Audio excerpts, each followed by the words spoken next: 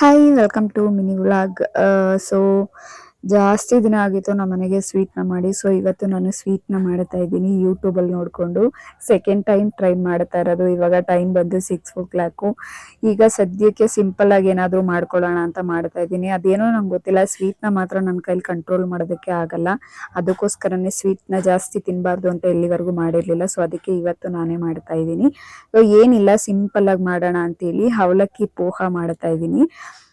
ಏನಿಲ್ಲ, just dry fruits ಮತ್ತೆ ಕೊಬ್ಬರಿ ತುರಿ ಇದನ್ನೆಲ್ಲ ರೆಡಿ ಮಾಡ್ಕೊಂಡು ಇಟ್ಕೊಂಡಿದ್ದೆ. ತುಪ್ಪ ಇರಲಿಲ್ಲ, ಸ್ವಲ್ಪನೇ ಇದ್ದಿದ್ದು. ಸೊ ಹಂಗಾಗಿ ಇರೋದ್ರಲ್ಲೇ ಡ್ರೈ ಫ್ರೂಟ್ಸ್ನ ತುಪ್ಪದಲ್ಲಿ ಕರ್ಕೊಂಡು, ಅದಾದ್ಮೇಲೆ ಮಿಕ್ಕಿದ್ರಲ್ಲಿ ತೆಂಗಿನಕಾಯಿನ ಅದರೊಳಗೆ ಇದು ಮಾಡಿಬಿಟ್ಟು ಬೆಲ್ಲದ ಪಾಕ ಮಾಡಿಕೊಂಡು ಇವಾಗ ಅದರೊಳಗೆ ಅವಲಕ್ಕಿ ಹಾಕ್ಬಿಟ್ಟು ಒಂದು 20 ಮಿನಿಟ್ಸು ಅದು ಹೀರ್ಕೊಳ್ಳೋ ಥರ ಬೆಲ್ಲಕ್ಕೆ ಕರೆಕ್ಟಾಗಿ ಹೀರ್ಕೋಬೇಕು. ಅದಾದಮೇಲೆ ಇವಾಗ ತೆಂಗಿನಕಾಯಿ ಮತ್ತು ಡ್ರೈ ಫ್ರೂಟ್ಸ್ನ ಹಾಕ್ಬಿಟ್ಟು ಮಾಡ್ತಾ ಇದ್ದೀನಿ.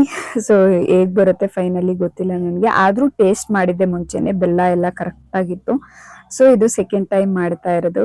ನನಗಂತೂ ಸ್ವೀಟ್ ಅಂದರೆ ತುಂಬ ಇಷ್ಟ. ಸೊ ರೆಡಿ, ಇವಾಗ ತಿನ್ನೋದಷ್ಟೇ ಬಾಕಿ. ಈ ರೆಸಿಪಿ ಸಿಂಪಲ್ ಆಗಿರೋದ್ರಿಂದ ನೀವು ಒಂದ್ಸರಿ ಟ್ರೈ ಮಾಡಿ ನೋಡಿ.